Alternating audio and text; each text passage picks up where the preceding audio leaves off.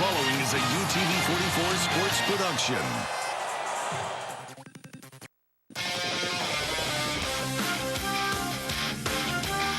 Friday Night Rivals. The UTV 44 high school football game of the week.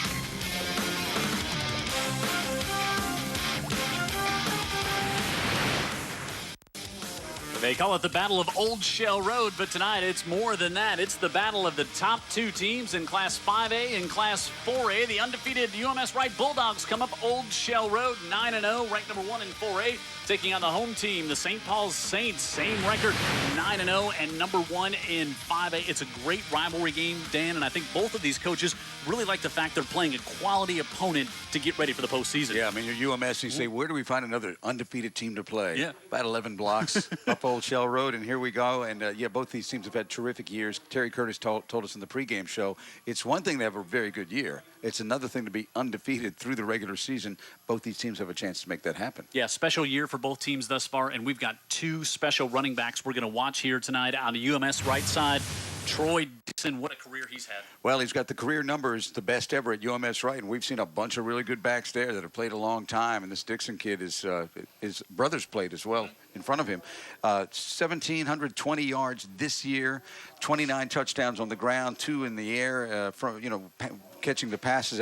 One thing that is interesting, you pointed out, they don't throw to him that much, even though one of his brothers was a very good receiver too. So we'll see if we see something that we haven't been accustomed to this season with UMS as they try to pull out this game. Yeah, he's a senior and the all-time leading rusher at UMS. Now on the other side, St. Paul's, they've got the same situation, but their all-time leading rusher, just a junior. Just a junior, Austin McPherson. Mm-hmm. Yeah, he's 5'8", 165 pounds. He's already got 1,200 yards thus far this year. Small guy, 5'8", 165, plays like he's 6'2", 248, and they like to give him the football and keep giving him the football because you never know when he's going to pop it, and he's got a coach that as well doesn't mind running the football and giving him the football. As the night goes on, he gets better and better. Saints have won the last 4 in this rivalry. A lot of people think this is the best chance UMS Wright has had to win the Battle of Old Shell Road, and we'll find out as the kickoff comes up after this. It's the Bulldogs and the Saints tonight here on UTV 44.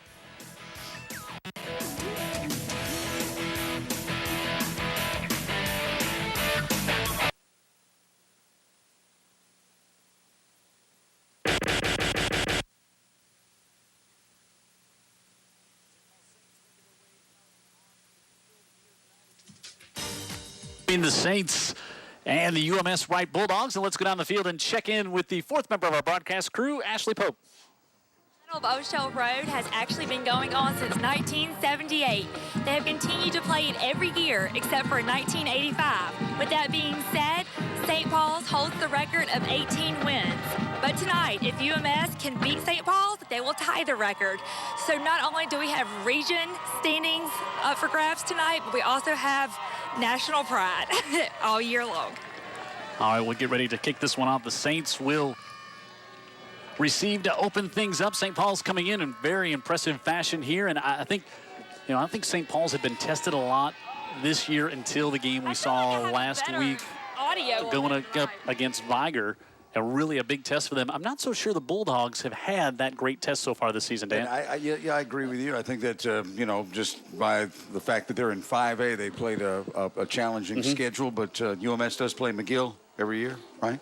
So that was early in the season. We'll see. It's time now. We can talk and talk and talk, but now the players are going to write the narrative right in front of us. Breland Metter will kick off for the Bulldogs, and Jalen Thompson and Austin McPherson back deep.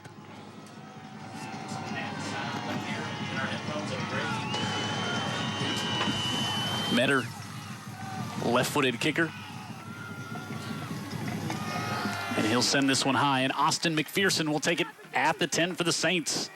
McPherson out to about the 20-yard line, and he'll be pushed out of bounds there, and we'll see the St. Paul's offense come out here to open things up for the Saints. Ranked number 1 in 5A, 9-0 on the year. There's Coach Steve Mass, 3rd year as a head coach, his 6th year overall. He was the coordinator before.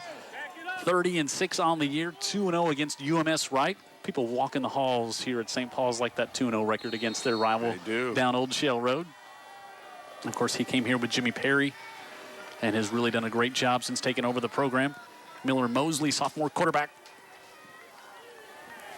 for Mask and the Bulldogs, and he's got McPherson with him in the backfield, and McPherson, as he does so often, will open things up, and he'll push it ahead for a gain of 2. This Bulldog defense very stingy all year. This first-team defense has only allowed 9 points all season. Here's the starters on offense for the Saints. Look at Doggett up front along with Mitchell, Watkins, Whitfield. He takes up a lot of room, and Thingstad, we'll see those two defensively as well. Kelly and Abrams, Mans the tight end, Hooper the blocking back, and Austin McPherson. Vic talked about him in the pregame show. Miller Mosley, your junior quarterback here on 2nd and 8 for the Saints. Mosley, 768 yards, 9 touchdowns, and 5 picks on the year, and Jalen Thompson goes in motion, and Mosley going to keep it up the left side, and Miller Mosley's got a big gain across midfield. Mosley to the 30, 20, touchdown Saints, 78 yards to open things up. And all the talk about Austin McPherson, and this time it's the junior quarterback. Yeah, and I think it was all the talk about Austin McPherson, Vic Lockett, that allowed all this to happen, and the kid got some speed. Yeah, and Jalen was in there as well as a decoy, and hey, you know, they were probably expecting either Austin or Jalen to get the football, but he kept it himself. Smooth sailing going down the field. And the Saints open things up just 59 seconds into the game, and we just had mentioned only 9 points scored against that defense, first string all year. Well, there's a touchdown to open it up, and Wilson Bieberstock on, and the Saints, in impressive fashion, open this one up with a lead, and it's behind that young man, Miller Mosley, 78 yards, and the top team in 5A strikes first.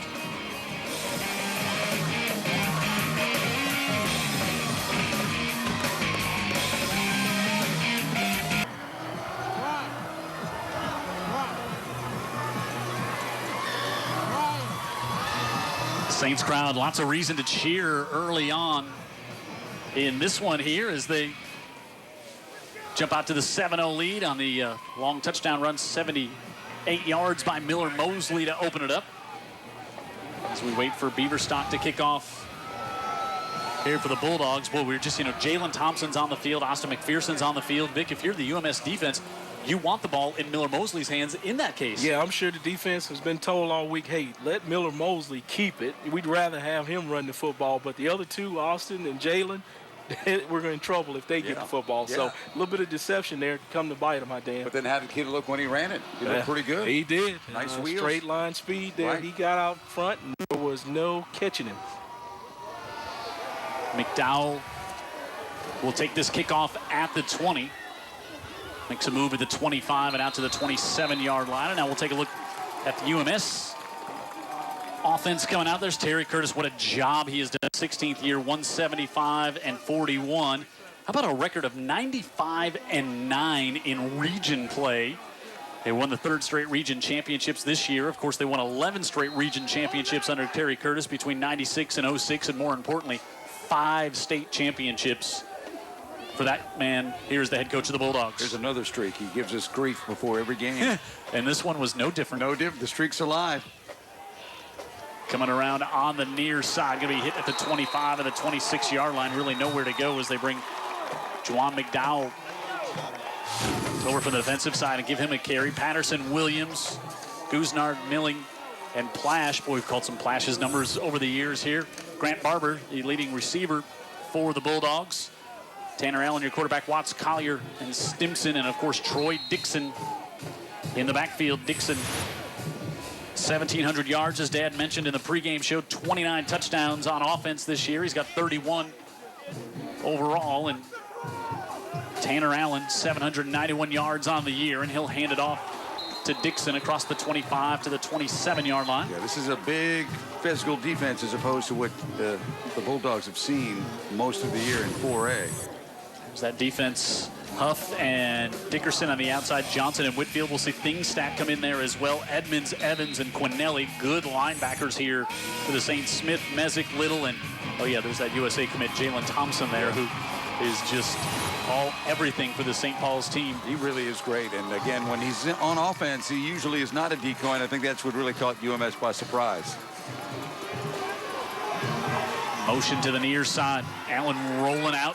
Pressure coming from Quinelli. He fires it off, and he's able to get it complete to the 30, and he's got the first down. Chauncey Collier, the tight end, with his 11th catch on the season.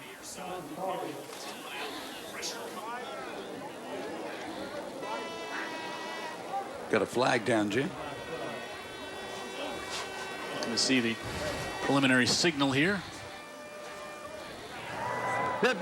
Unsportsmanlike foul. On the blue. 15-yard penalty. Wow, they tack on 15 at the end of the run. The Bulldogs had completed the first down, and this moves it all the way up to the 45-yard line there. Really see what happened there after Chauncey Collier made the reception and got up. Brian Johnson was over there, didn't see anything egregious, but there's the flag was dropped on the UMS sidelines, and I'm sure there was some lobbying going on there at the end of that play. And probably some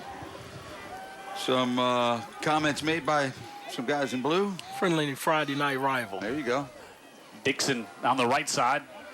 First hole is shut down, and he gets maybe back to the line of scrimmage.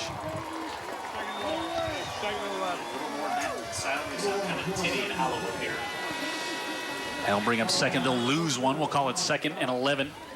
Dixon, all-time leading rusher at UMS. He's committed to play baseball up in Sanford. Wants to play with his brother TJ up there. But Terry Curtis said, you know, he's too good a football player to just dismiss the football thing so quickly. Well, have we seen him play baseball? Tanner Allen gives it again off to Dixon. Dixon back to the original line of scrimmage, and it'll bring up 3rd and 10 for the Bulldogs. Bryce Huff was in there for the stop for the Saints. Sorry, Jim. Dixon's one of those backs we've seen. You know, we just talked to Milan Williams, who's helping them out a little bit, and also interning with South Alabama, a former great back, same kind of style. But you got to get some blocks up front. 3rd and 11. Don't forget, you can reach out to us all throughout the broadcast here tonight. Hey guys at utv44.com. Send us your emails, and we'll do our best to answer as many of them during the broadcast as we can here on the Battle of Old Shell Road. 3rd and 11.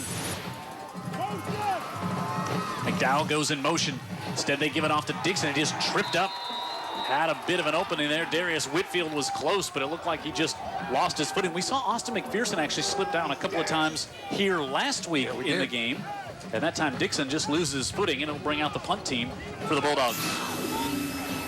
Yeah, that blade of grass just got him right there. He's about to make a move and just kind of lost his footing and went down there. Doesn't happen very often. And Brett Patterson has only punted 13 times this year. And a high kick, Jalen Thompson will call for a fair catch at the 25-yard line. So the Bulldogs move it up to the 45 with the help of that penalty, and the drive stalls there. And the last Friday night of the regular season here this week as we get ready for the playoffs next week. Lots of games taking place. Had some last night as well. Murphy with the win, and big win for McGill-Tulane as they beat Foley last night on a late touchdown. Saraland routes Blunt 50-9. Spanish Fort 35-0 win. Satsuma and Chickasaw. Bob Baker trying to go 9-1 for the first time in school history and trying to beat Davidson for the first time in 22 years. As Austin McPherson is going to be close to another first down out to the 35-yard line.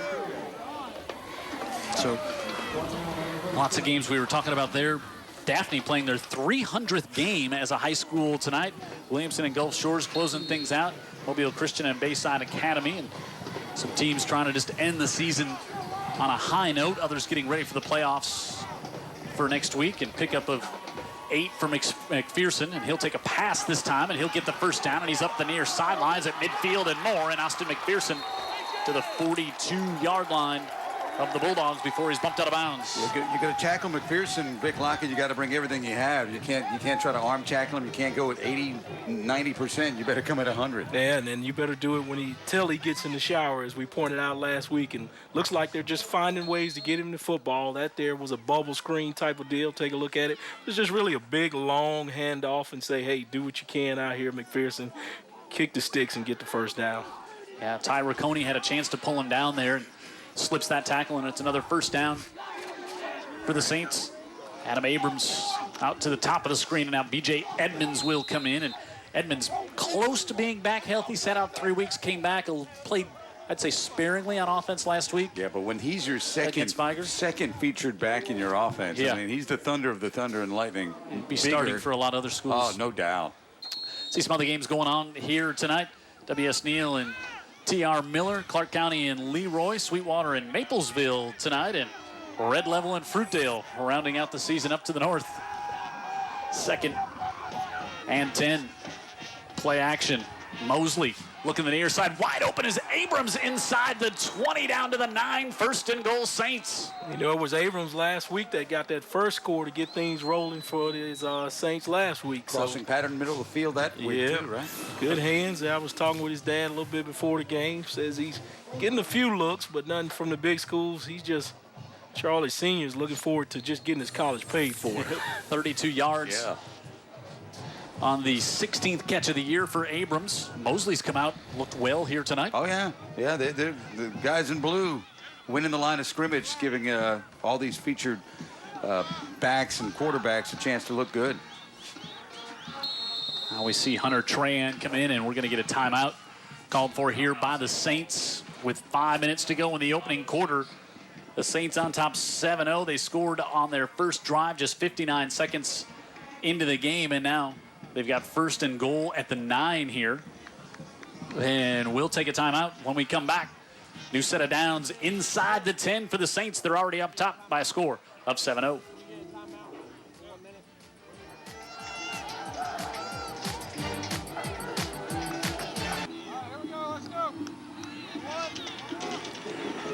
Five minutes, 6 seconds to go here in the first quarter. Saints on top by a score of 7-0, and they've got 1st and goal from the 9. Miller Mosley, junior quarterback. He's got Austin McPherson with him, and Jalen Thompson now comes in motion. They give it to Thompson on the left side, trying to get the edge and turn the corner. At the 5, dives one-handed, and a late flag comes in. See if that's going to be a hold there. See Thompson put that ball in one hand, was trying to drive for the piling. UMS did a good job stretching him out there, played him inside out. Jalen then depended on his speed right here where he saw the inside was clogged up. Just do a move inside and try to beat him to the corner and stretch the football out. That official was looking at the call there. 15, so it looks like they're going to get John Vallis on the hold, and that'll back it up to the 13-yard line. Let's get a little more natural sound.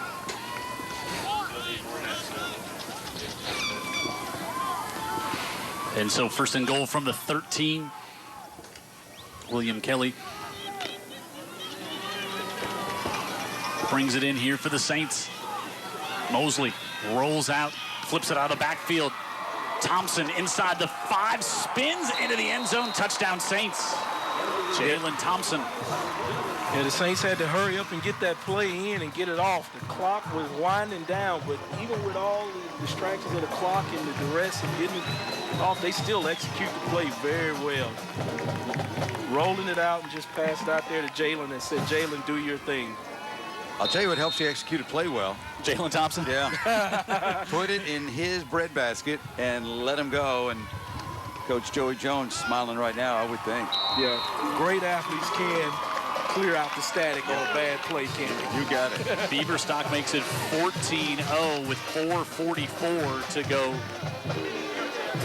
here in the opening quarter. Take a look at the region standings wrapped up here. Of course, St. Paul's winning the region, the game we saw here on UTV 44 last week. They go 5-0. Jackson 4-1. Biger 4-1. Faith Academy 2-3. And so there's your playoff teams, your top 4 going there. So Faith Academy going in the playoffs with a 2-3 region record. And actually, those are not updated through last week because the Saints went 6-0 and are 9-0 on the year. And you can see Steve Mask. He knew he had a chance to have a special season this year. Told us early in the year that, Dan Brennan. Yeah, he did. He really liked this team, and you can see why. Dixon at the 20 to the 35-yard line. It looks like he's on the way to a special night in this rivalry as well. Yeah, look at UMS Wright did perfect in the region. We talked about Terry Curtis and the great runs he's had there. 9-0 overall on the year. Clark County, W.S. Neal, and Thomasville. That Thomasville game, that was the closest game that the UMS team was involved in. 31-13. That was the closest game they've been in all season long. Well, reality check for the UMS defense tonight, for sure. After that first team giving up only 9 points all year. Yep. Allen rolling out, now wants to pull it down, and he's going to be slung down as Darius Whitfield has his 4th sack of the season. Well, he had some help, Jimmy, because they go one-on-one with the receivers and just fly everybody to the quarterback, and that was something we expected to see. This quarterback for UMS Wright, talented kid, but he's a sophomore. He has not seen this sort of animal coming his way. An athletic defense, bringing some numbers. What are you going to do?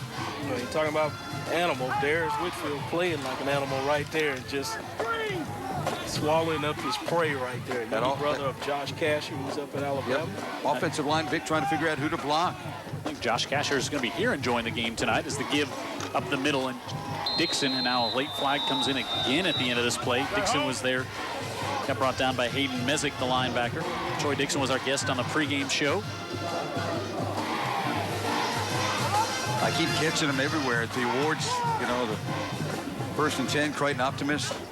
He's winning all the awards and getting free dinners. Defense, 5-yard penalty, still 2nd down. Is he on the award circuit already? He is. Yes, he is. Let's see if we can catch the face mask at the end. Oh, there it is right there. As that was Bryce Huff who got a hold of it, and kind of fortunate maybe that was only the 5-yard variety. I agree. 2nd down and 8 here for the Bulldogs. We're down to 3.5 minutes to go in the opening quarter.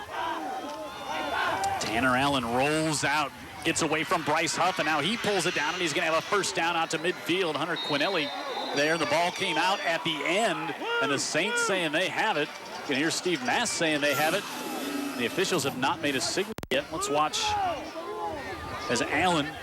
What do I need? I think it popped up. He did a good job to slip out of that tackle for a loss and get upfield there. Yeah, he's down.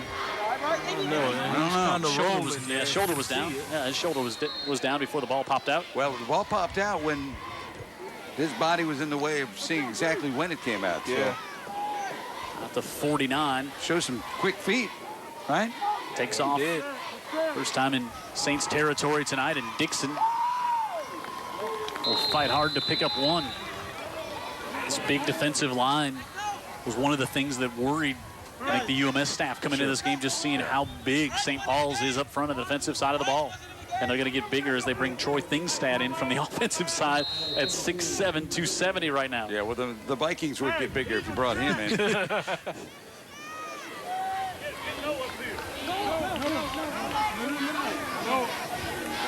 2nd and 9.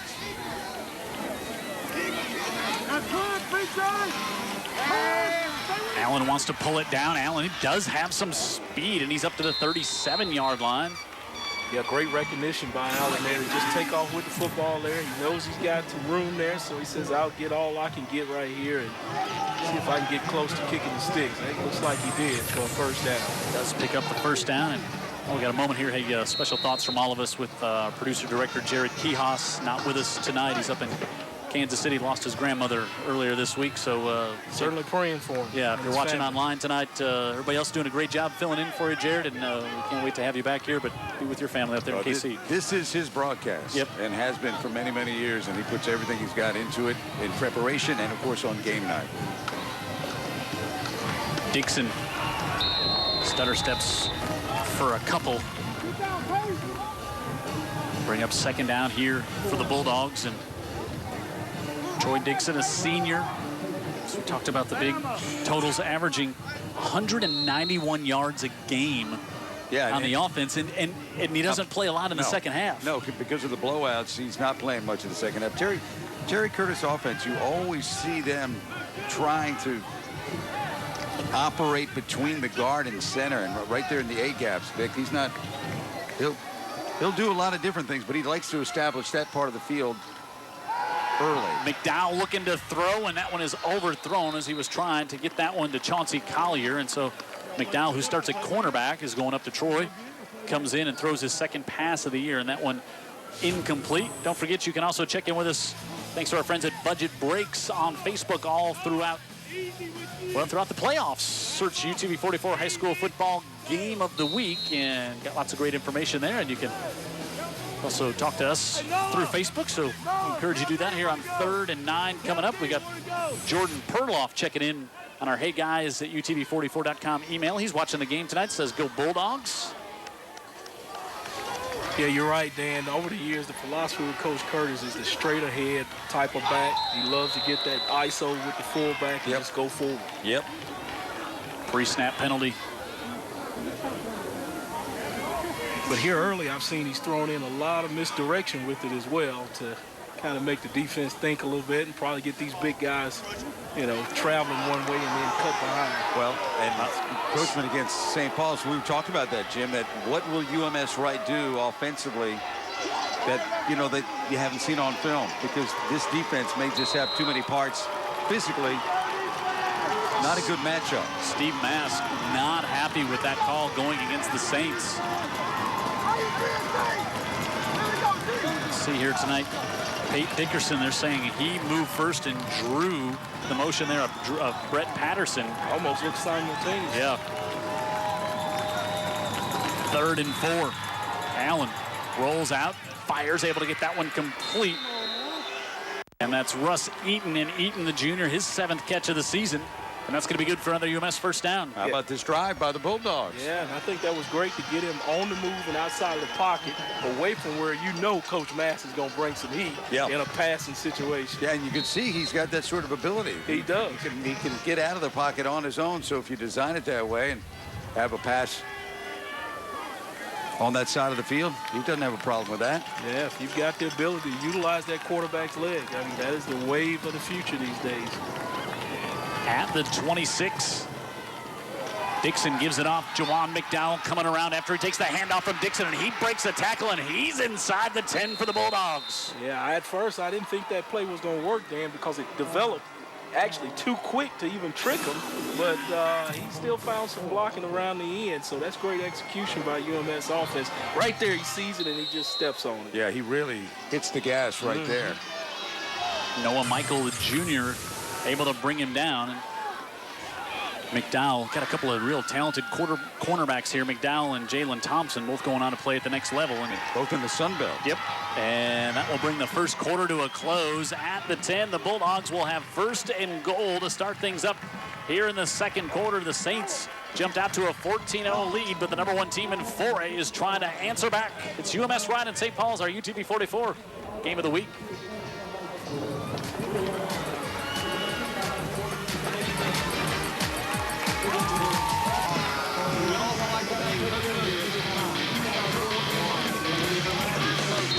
Steve Mask, head coach of the Saints, his team on top 14-0. Jim Cox, Dan Brennan, Vic Lockett, Ashley Pope on the sidelines, Brian Aaron, our statistician, here with us in the booth as we get ready to start the second quarter. Big drive here for the Bulldogs. Big counterpunch by UMS Wright after 2 quick touchdowns by St. Paul's. Showing some fight. I really got to convert, Chip, because St. Paul's offensively looks really good. Gordon Stimson goes in motion. Now here comes McDowell in motion. They'll fake it to him and give it to Dixon. Dixon going to be driven down at the 10-yard line. Penetration there. Walter Little came up to make the stop. Safety up there on the line of scrimmage. Does what he needs to do. He makes the stop. So he'll pick up 1. 2nd and goal in the 9 for the Bulldogs. Bulldogs have Sipsey Valley next week to open up the playoffs at home. Now, where is that? I think it's west of Tuscaloosa. I think kind of up that area, if I'm not mistaken. Was not a geography major. The ball's loose on the ground and recovered by Hunter Quinelly. Costly mistake right there, going into the end zone almost. In the red zone, those turnovers down here really can get a team totally behind. Not to mention they already behind on the scoreboard. Wow, Hunter Quinelly was the player of the game earlier this season, was our guest on the pregame show, and you could just see Tanner Allen was going to pull it out away from Troy Dixon, and it kind of hit him off his hip. Quinelly, when we talked to him in the pregame show, my man's all business. Yep, he is, and he thanked his teammates and said his teammates put him in a position to make plays, and they make it there. A costly turnover down in the red zone for the Bulldogs. Miller Mosley, Tiff Lyons, comes in and makes the stop. He has had a heck of a season. 5'6", 155-pound safety, and he has had a great season 1 sack. That's his 8th tackle for a loss, 3 interceptions, and 2 fumble recoveries. And he looks like a lot of other UMS kids we've seen over the years. Yeah, but he plays, you know, at an excellent level. And we were tipped off about him a couple of years ago. Yep. Well, he's been solid thus far because he's had to make some touchdown-saving tackles. And as you saw right there, came up to the line of scrimmage and make a great play. McPherson trying to stretch it out on the right side. And McPherson still on his feet all the way up to the 36-yard line, and that UMS defense is going to get a earful over on their sideline. Yeah, but you know what? People used to get it, and you know, just in terms of effort, and he's gone, then he comes back. Who do you know, Walter Payton? Well, when we saw him against Viger last week, I mean, how many times do we think he was going to be stopped against Viger on a big defense? Yeah, and don't misunderstand. I'm not saying, wow, he's the next Walter Payton. All I'm saying is, when you watch the kid run, think, well, who ran with that sort of effort and continually did that run after run? There's a comparison. Mosley looking to set up the screen right back to McPherson. McPherson up to the 41-yard line. He just wants it. Yeah, and I'm telling you, what works really well for him, he's got a coach, too, that's willing to utilize his efforts and his athletes and maximize his talent. Yep. At the end of tonight's game, we'll give you 3 choices. Just saying Austin McPherson might be one of them for the player of the game. The Tank Brown Award brought to you by Advanced Collision. Go to local15tv.com, and we will give you 3 choices to vote on, and then we'll tell you about it next week as our playoff coverage starts here on UTV 44. B.J. Edmonds.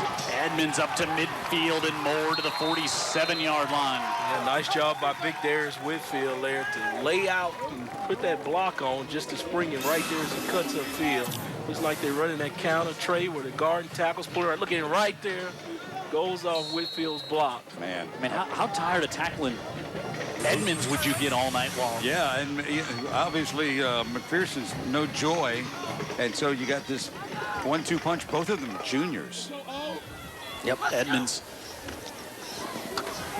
And fake to him, and Mosley keeps it. And Mosley up to about the 43-yard line. Paul Jackson, the junior nose tackle for the Bulldogs, pulls him down. Same play they had Whitfield and Troy Thinkstad pulling around, except this time they don't give it to a back. They just let the quarterback run through there.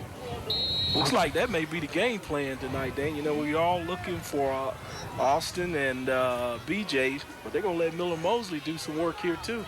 Mosley looks real confident tonight out there. He looks very confident, very focused. Give it to Edmonds, and Edmonds gets upended there.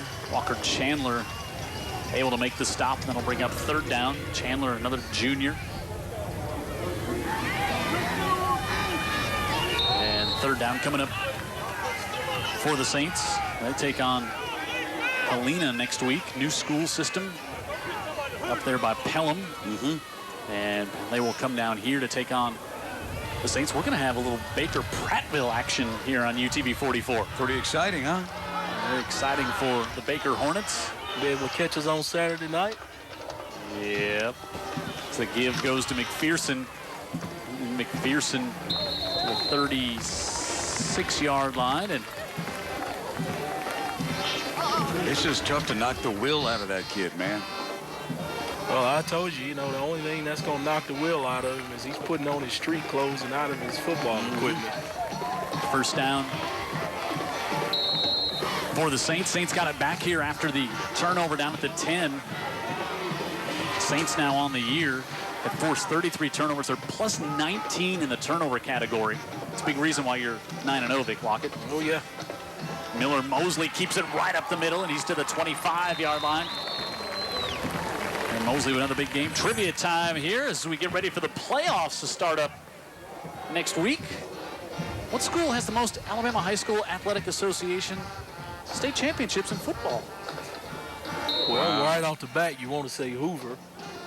Vic Lockett, you can answer when the time is right in the second half. That was my vote. I'm usually wrong. I just kind of give them a clue. You go ahead and get it done early. Yeah, that's right. Give them a clue where they go.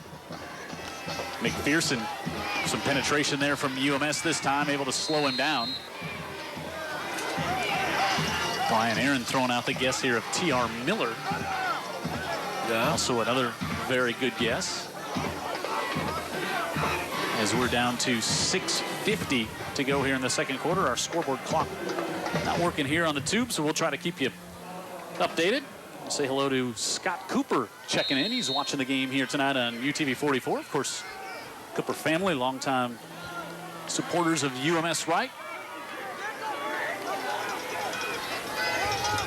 Second and 10, Mosley, quarterback draw. Mosley on the left side makes a move. Mosley, another move inside the 10. His second rushing touchdown of the night, this one from 26. You know, we talk about the speed of Jalen Thompson. That time, it was Jalen Thompson with a downfield block. The one that really springs Mosley. Watch, look for number 7 here. Downfield a bit. Boy, there was also a crushing block right there. Yeah, their game plan, I think, is to get Mosley on the move with the football, going up the field, not necessarily rolling out or passing the football, and it is working because if they have been keying on McPherson and B.J. Emmons, this guy here has got you. Wilson Beaverstock able to barely sneak that one in, but Great it's enough. job by the holder. Yeah, that was Miller Mosley. Took that low snap, got it down right after he went on this 26-yard scamper. And the Saints take advantage of the UMS turnover, and they're up 21-0.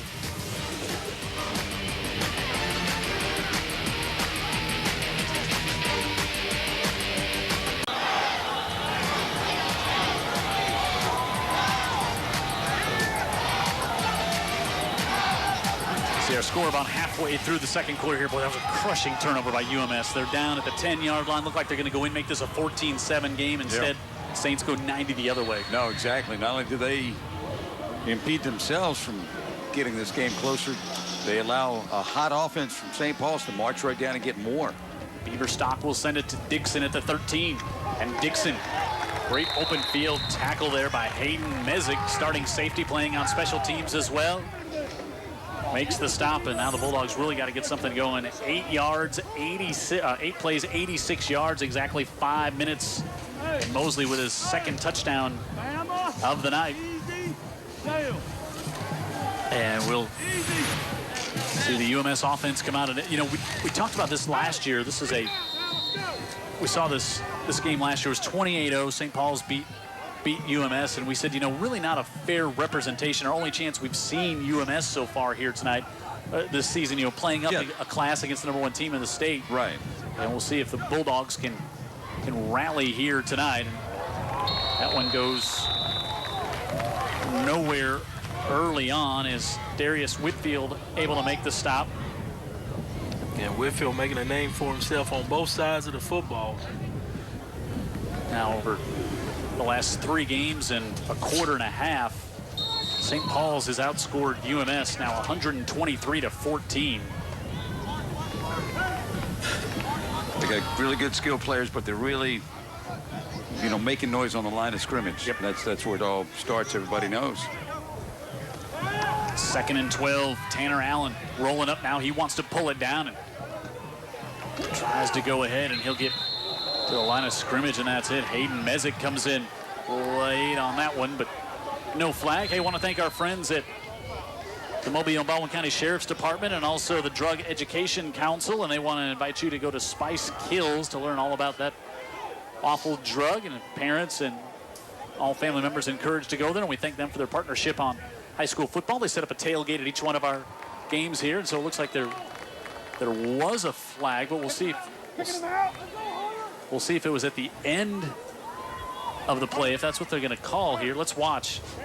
Yeah, I didn't think the whistle was blown when Messick came in there. You know, if they wanted to stop that, they could blow the whistle before he comes in there. But I thought he still was driving his legs, as you see right there. So it looks like to me that shouldn't have been no harm, no foul. So the referee goes over and has a word with Terry Curtis. I'm not sure if that's the flag, actually. Yeah, I don't think it is either.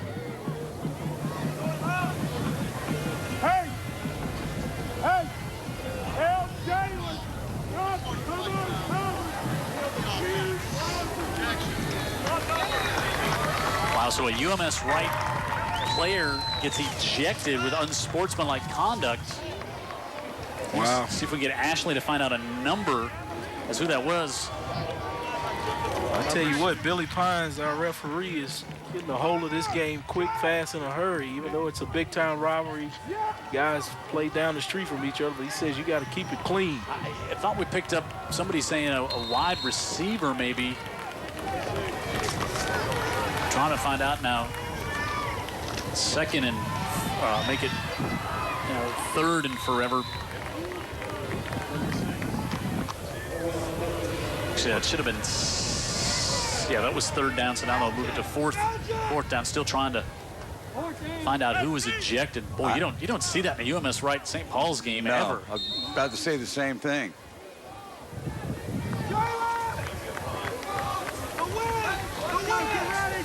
You know, we've seen them in some emotional games, playoff and otherwise.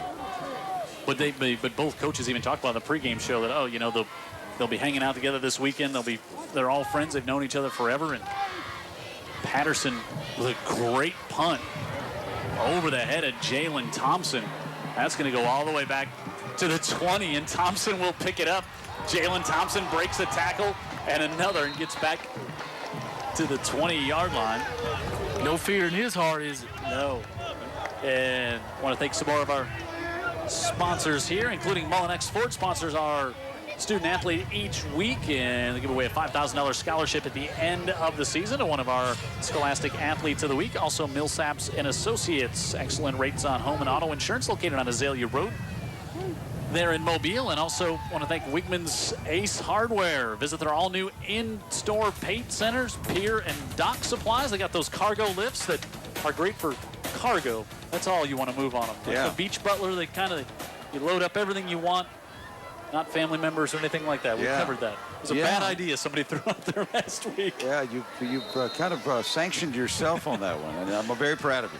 All right, so we have found out it was number 6, Russ Easton, who was ejected from the game. And we also got a hold on the punt return, so that backs up St. Paul just a bit. And before they built this beautiful press box here at St. Paul's, there have been evenings on the last Friday, I should say, in October, we've been outside. Woo! And every now and then you got a night like this where the front's coming through, and what's going to be happening here weather-wise in the next couple of hours is not going to help anybody's passing game. No, and Derek said it would be coming. It is. I mean, the wind is howling, and it's been that way, and it's going to be coming out of the north, and ridiculously low temperatures here for the end of October, if I can editorialize a little bit on our current weather situation. And there, see the start, Miller Mosley, perfect through the air, and big night on the ground so far after that 82-yard run or 78-yard run in the first quarter on the first drive. Talk about candidates for player of the game. Yeah, he's having a McPherson-type night, isn't he? Great night. 1st and 10 from the 10.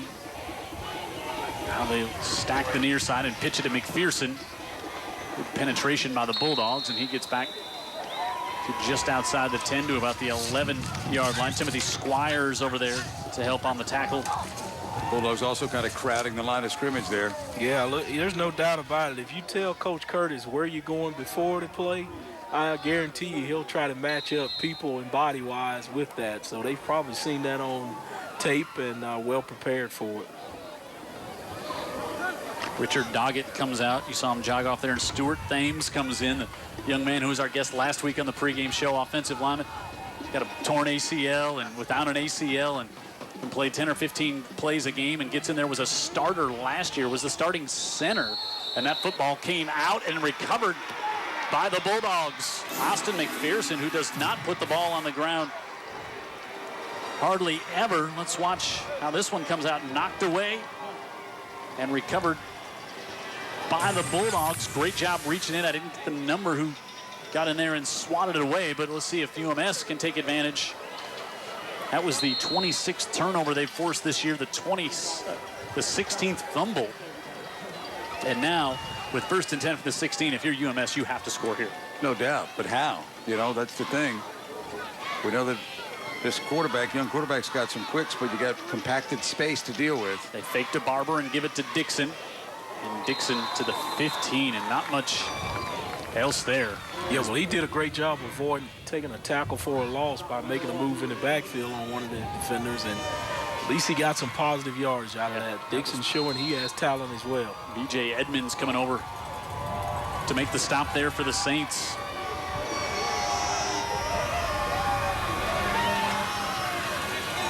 Gordon Stimson brings the play in from Terry Curtis, who calls all the plays for the Bulldogs. Grant Barber will line up on the far side as well. Chauncey Collier to the bottom of the screen. Barber goes in motion. Give it to Dixon. And Dixon, Pate Dickerson is there. B.J. Edmonds is there. And Hayden Mezek as well. But Pate Dickerson set the edge on that play beautifully. Yeah, and he does that. He's really an effort player. Again, another guy I got to see at the New Horizons Credit Union 1st and 10 Club. He was a Defensive Player of the Week last week for his play against Viger. And he's had a great career here. Yep. A senior. As we're down to 2:20 to go, and this is where Dan talked about now on 3rd and 13. And he'll have to throw it into a stiff kind of cross breeze at this moment. Rolling out, Tanner Allen fires it up to the corner of the end zone. He's got Barber for the touchdown. Grant Barber, his first touchdown reception on the season. And a great pass by the youngster Allen. And the Bulldogs are on the board. Yeah, nice rainbow to drop it right there in the basket at the back of the end zone. It was a good job by the quarterback. Just hanging on to the football. Wasn't really under too much duress, which gave him time to do that. So he completes it to his receiver in the back of the end zone to get UMS on the board. Yeah, obvious passing down. I'm a little surprised he wasn't being chased a little and hurried more by that St. Paul's defense. Barber to hold and Breland Metter on for the kick. And the left-footed kick is good, and the Bulldogs are on the board. They take advantage of the turnover. Each team's got one of those in the first half. And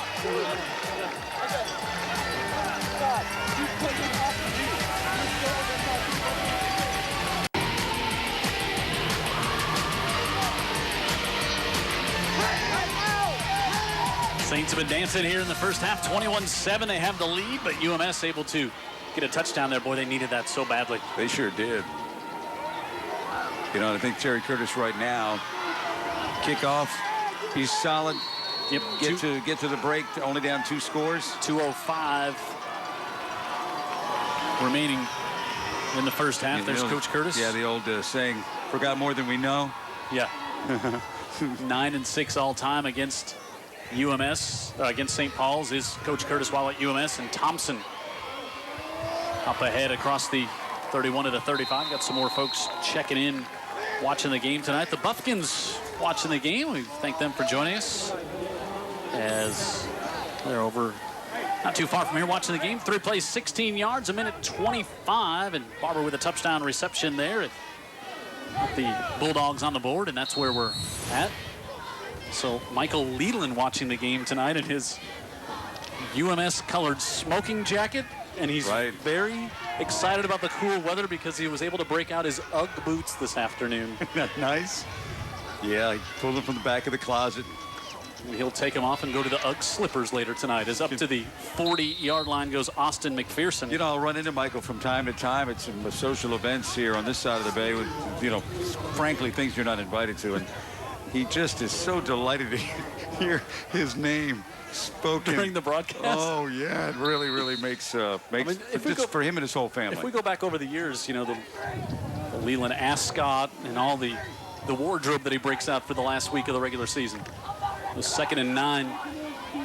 Hey, it's time change time too. How about that tomorrow? Oh, that's also great with the cold weather. Under center, Miller Mosley, B.J. Edmonds. And good penetration by the Bulldogs there. Tip Lyons, of course, in there and lost his helmet in the play. Yeah, he's having a whale of a ball game thus far defensively. And Coach Curtis got him up there. Yeah, whale of a career. Just 5'6", 155. Comes from a great family. Mm-hmm. Caught some big yellowfin tuna with his dad over in Louisiana several years ago.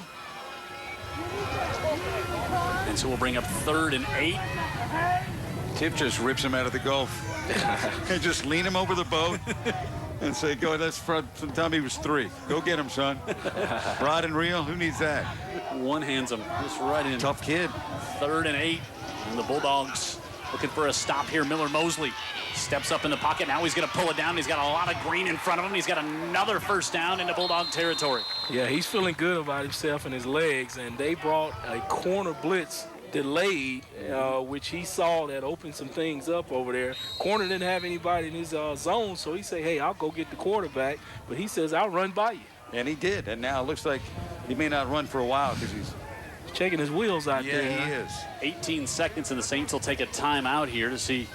You got the playmakers you have. Take the timeout and take a shot. Get it in the hands of a McPherson and Edmonds or a Jalen Thompson. Or Miller, way things are going. Miller Mosley, I'll tell you what. But let's pray he's okay. He's checking his tires. Trying to see if they're okay and got the right pressure. And prayerfully they are good to go. Yeah, boy, you have this game. Like a cramp almost, isn't it? Something there going on with this left calf. Mm-hmm. Yeah, this game heading into the playoffs, have everybody playing in Week 10 that's getting ready for the playoffs, just hoping not to get anybody hurt. Right. But, this is such a big rivalry game, and it's always a very physical matchup. And we've had a player ejected tonight. What's that tell you? Yeah, that is. Oh, this is a for real game for these guys for sure. Oh, and this community around here, the Alumni Association, this is all they usually talk about. Usually have a great tailgate going on when you come in here. I thought Terry Curtis made a great point. He said, and he didn't say it was before he got there, but for a long time, this was the biggest game between these two schools. And then, Terry comes here, he wins 5 state championships. And then we had St. Paul's win a state championship a few years back. As this one fired on the far side, Abrams has got it down to the 21-yard line. That'll stop the clock. Yeah, great dart there by Miller Mosley to send that down to Abrams. And Abrams sitting down in that zone right there between the safety and the corner. Saints with 1 timeout. Let's see if they just dirt it, as Brian Billick would say here. And they stop the clock with they move the chains, and that's exactly what he does. Mosley just spikes it with 7.5 seconds left. But going back to that, maybe the fans, a lot of times, we've got to beat our rival down there. And then as these programs elevated, kind of figured out, wow, as Steve Mask said, we got bigger fish to fry. Yeah, the prize is to get to week 15. Right. And win that game, regardless of what happens on this one. And once you have the success, you say, oh, wow, winning the state, we can do that. Well, and the other thing you guys were talking about, Coach Curtis coming in, he also let them recognize, hey, the prize is getting championships, not just playing in this rivalry game. Wow, because you get the rings with that and the accolades. Wow, the Saints were going to run another play there, and then somebody called for the field goal team to run out there, and they got halfway out there, and then they just stopped, and then Coach Mask has to take a timeout because they were going to run out of the 24-second or the 25-second clock, and so they spiked it. And then to get a play set up, and then we're going to run one more. So that just went a little haywire. So they take their last time out. So thank the folks at the Orthopedic Group for being a sponsor of high school football here on UTV 44. Also, our friends at Advanced Collision bring you the Tank Brown Award, our player of the game each and every week. And also, Greer's since 1916.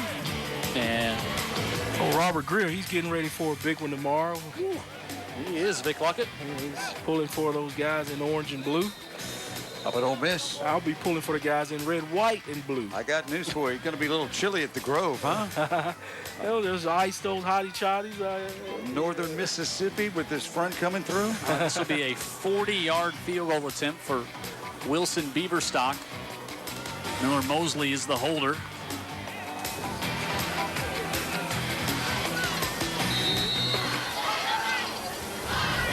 Seven and a half seconds left. We'll see.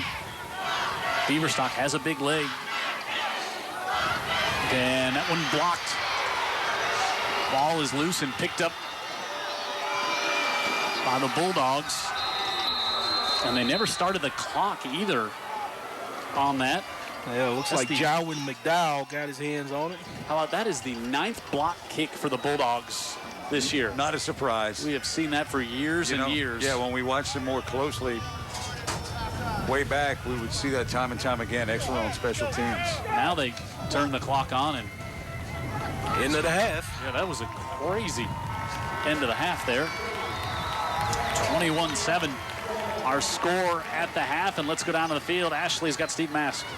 Coach, you dominated the first half. How did you keep your guys on top, still driving through the We second fixed to half? remind them that we blew a coverage and gave up a touchdown right with 2.5 minutes to go in the half. We fixed to remind them that we had a chance to kick 3 points and got it blocked. So we might have dominated, but this thing's a long way being over. I don't know, they turned the ball over inside the 10 to help us too. So, yeah, we looked good at times, but we still didn't do what we're supposed to do all the time. This time of year, you got to do those kind of things. We've had a player ejected, several flags. How are you keeping your team grounded from this very emotional game? Well, you got to play with your head a little bit. It's a passionate game, an emotional game, but you got to keep you cool, and we're going to talk to them about that. We knew it was going to happen a little bit, but we're going to stop it. I can promise you it's going to be stopped. Gotcha. Thank you so much, Thank Coach. you. All right, Coach Steve Mask, and you had the one, and the unsportsmanlike. It could have been something that was said. Even, it may have been because we didn't see. It didn't jump out on us something that we saw, and that's certainly not something that Terry Curtis nor Steve Mask would tolerate at all.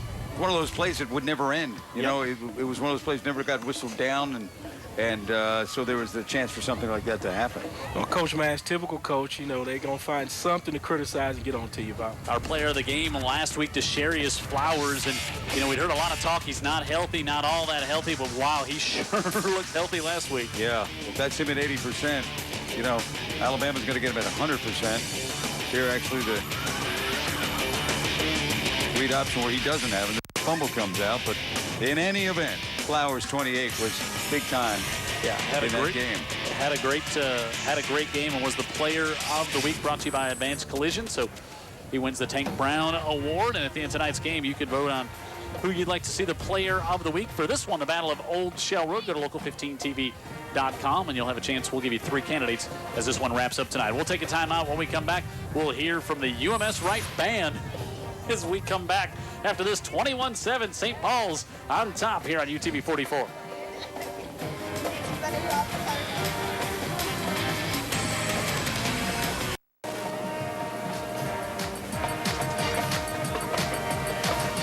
Halftime score here in the Battle of Old Shell. The home team, the Saints, on top 21-7. And let's go down to the field and enjoy the UMS band.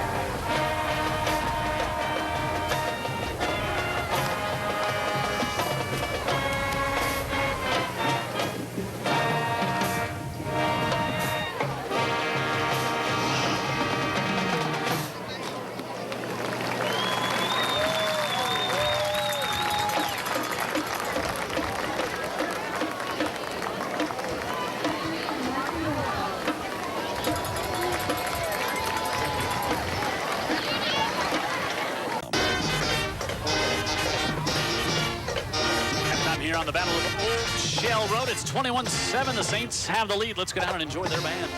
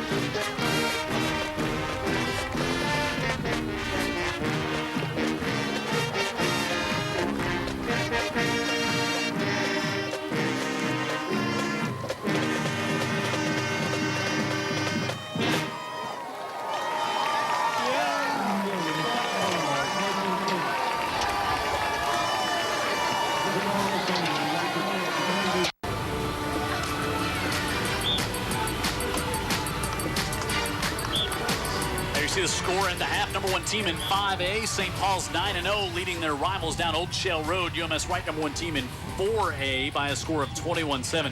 Such a big score late there in the first half for UMS Wright. And then they're going to get the football to start the second half as well. Yeah, I mean, you have to have something positive to take into the locker room with you. They got that. St. Paul's, almost, you know, again, they got the ball back and went about 60 yards pretty quickly. Not able to convert. So, yeah, UMS Wright with something to build on here as they get the ball to start things. They've got to feel good about that. Yeah, sure they do. And I think they're making their plan and they're executing at St. Paul's. They're trying to get this quarterback the football, let him make plays. He's doing it. Go with it, Jim. First drive of the game, Miller Mosley goes 72 yards there for the touchdown. And really, just a minute into this game, St. Paul's was on top, and then Mosley rolls out. He's able to fire it off. There's Jalen Thompson. Thompson goes in for the touchdown, and it was 14-0. And then the Saints, watch Miller Mosley here, got the great block, and then goes down the field as his third score for the Saints, his second on the night. And it's 21-0 at that point. Then the Bulldogs able to answer back, take advantage of a fumble by Austin McPherson, and they're able to get the touchdown to make it 21-7. And that's where we're at here at the half between the Saints and the UMS Wright Bulldogs. And, you know, UMS had a chance. It was 14-0, had it down at the 10-yard line there and turned it over. And so that's turnovers, one by each team, but each leading to a touchdown. You know, one thing we learned about both these quarterbacks, they can run. Sure. Both these kids can take off and affect the game with their feet. And obviously the plan for St. Paul's is to let Mosley do just that. Yeah, and he's been doing it. He's been very good. And, you know, as you saw there, he's even thrown the pass there to Jalen. So he's doing it with his arm as well as with his feet. We'll take our final timeout here. Actually, let's go down and check in with Ashley before we do that. Ashley. A little more about Coach Curtis. I caught up with him coming out of the locker room, and he said we finally found our groove at the end of the second quarter. He said, I told the guys if we keep that going, that we'll be able to catch up with this St. Paul's team and make a game-changing performance. They come out, you know they're going to come out and be ready to get after things here. We'll take a timeout, come back, and we'll get ready for the second half. UMS and St. Paul's here tonight on the UTV 44 Game of the Week.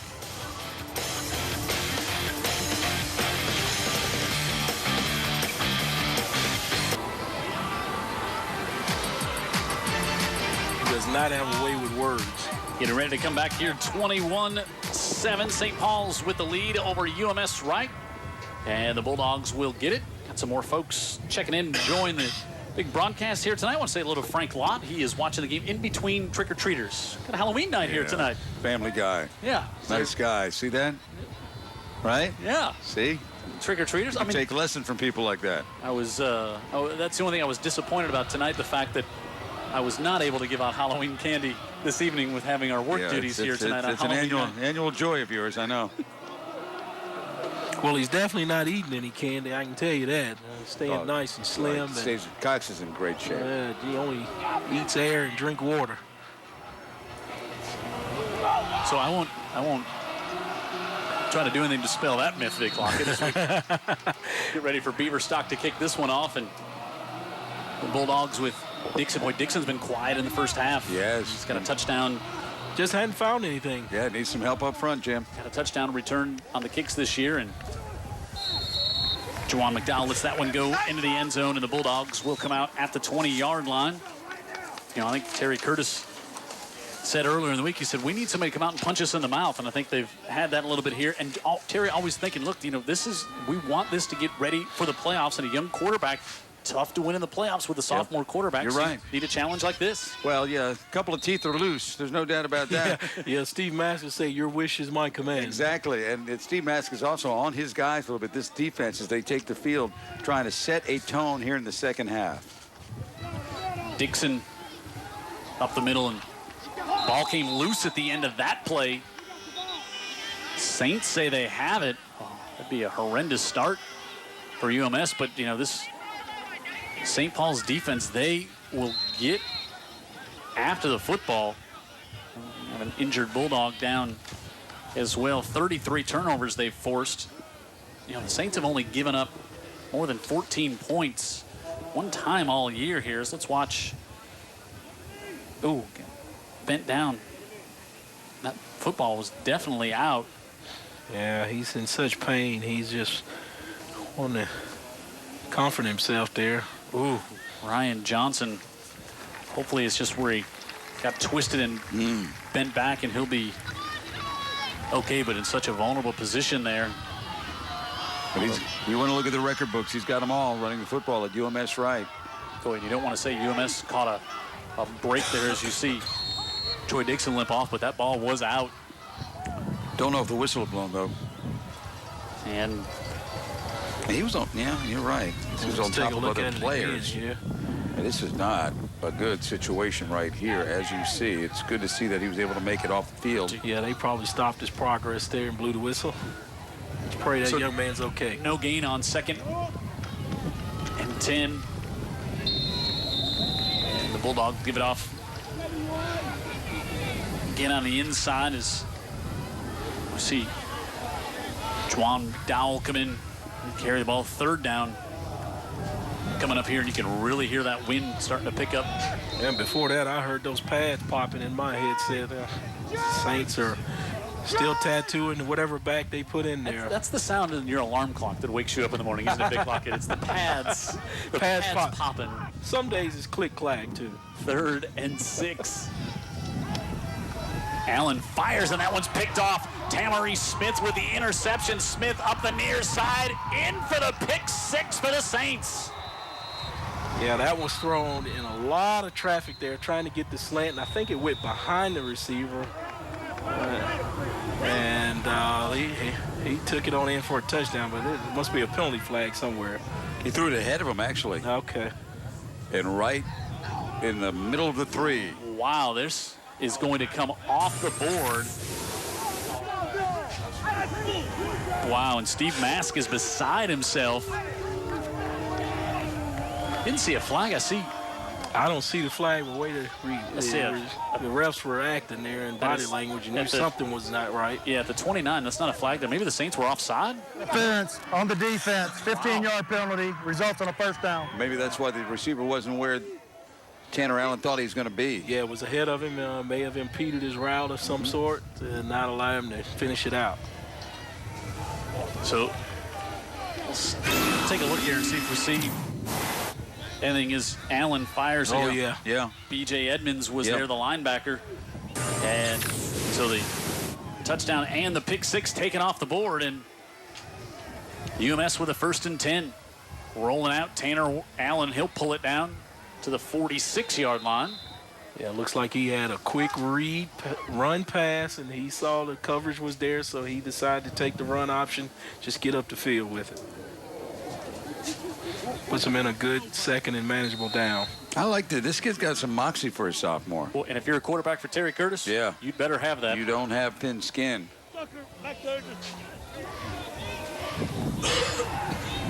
Pickup of 6, 2nd and 4 for the Bulldogs. We're just underway here in the 3rd quarter. Juwan McDowell pushed back and then driven back to the 39. B.J. Edmonds and Darius Whitfield. Yeah, Darius is really having a ball game on both sides of the football, opening up some holes and clogging them up on defense. 3rd and long coming up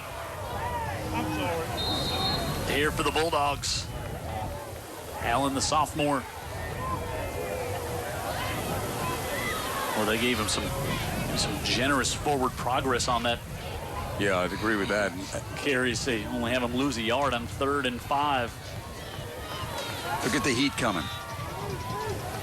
Allen over the middle of that one, nearly intercepted and dropped by Jake Evans. Yeah, trying to hit a receiver over the middle where most of the defenders are. If you don't have an accurate quarterback, you are really playing with fire right there. Great job by that backer, just reading the quarterback eyes and was just going to slide underneath there and take it. Talking about thick skin. You see Coach Curtis coaching him hard during the football game as well as in practice. Evans with 2 interceptions on the year, dropped that one. Jalen Thompson can't get his hands on that one as it goes out of bounds at the 29-yard line. That was definitely a case, Jim, where the quarterback simply never saw the linebacker coming. And so the Saints hold on a eventful first drive. I mean, here. a lot happened there. You had an interception called back for a touchdown. You had a dropped interception. Dixon goes out with an injury and a fumble. Yeah, right. And the Saints take over at the 29, averaging 37 points a game. Put up 21 in the first half. Only their 4th home game this season here tonight, the Saints. 6 road games on this schedule here. And Austin McPherson gets up to the 31-yard line. KJ Treywick brings him down. Yeah, great job by Jarwin McDowell again. Just, leveraging the back and making him cut inside where the rest of his defender friends can tackle him. Not giving that outside leverage up and giving him that peripheral. You don't want to give McPherson much, that's for sure. Yeah, because he usually takes it. There's Jerron McDowell heading to Troy.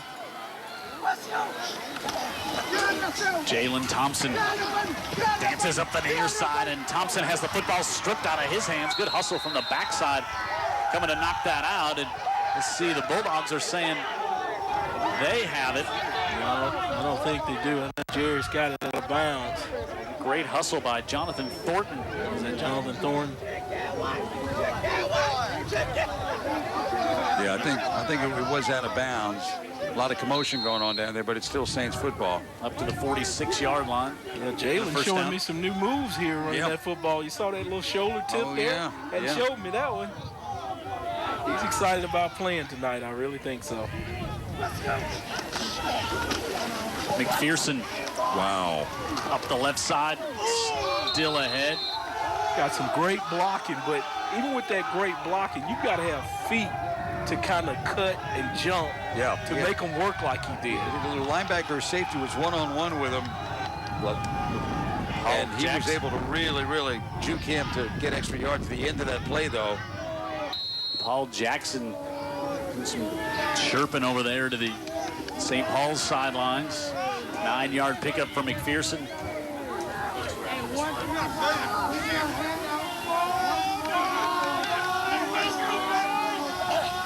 Mosley on the keeper. Pushes ahead up to about the 46-yard line. Let's go down on the sideline and give you this week's Educators Spotlight, brought to you by Faulkner State. I am with Elizabeth Gregory from St. Paul's. Elizabeth, not only are you part of the admissions process, but you also teach health and culinary here at St. Paul's. Just tell us a little bit about those programs. I do. I teach nutrition to middle school students at St. Paul's as part of their PE curriculum. And it's all about making healthy choices in the 5 food groups and learning what are food group foods and what extras are. And then I also sponsor the Culinary Club, which is great fun for our students, learning how to cook. And how have you found that those, type of subjects have gone, past just middle school? How has it helped them as they got older? Well, I think at St. Paul's we really do. We say we educate the whole child, and we really do stand by that.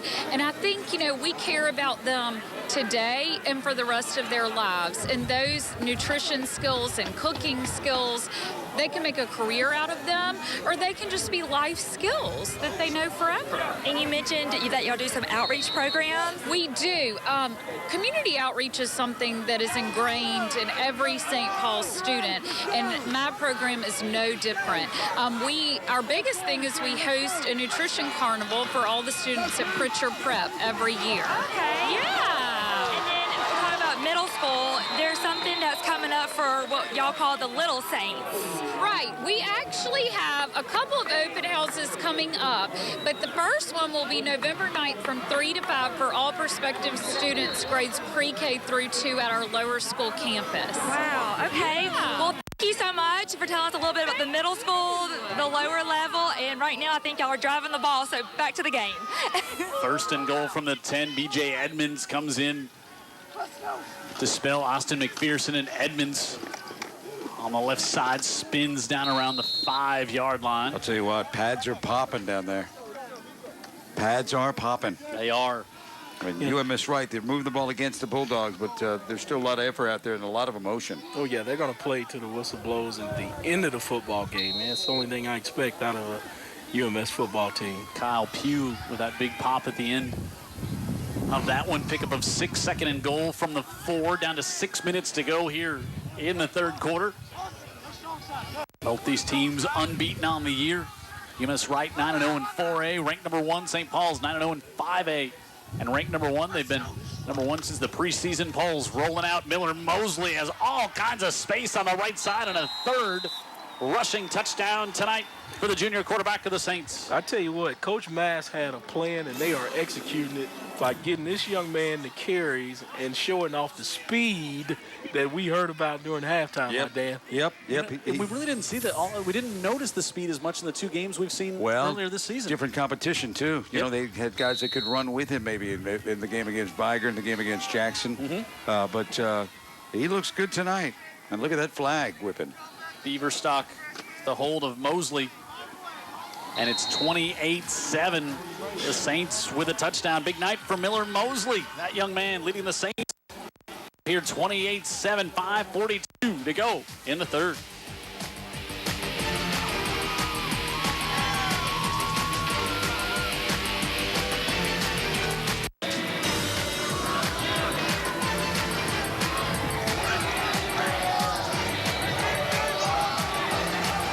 It is the UTV, the banners on the field let you know it's the UTV 44 game of the week.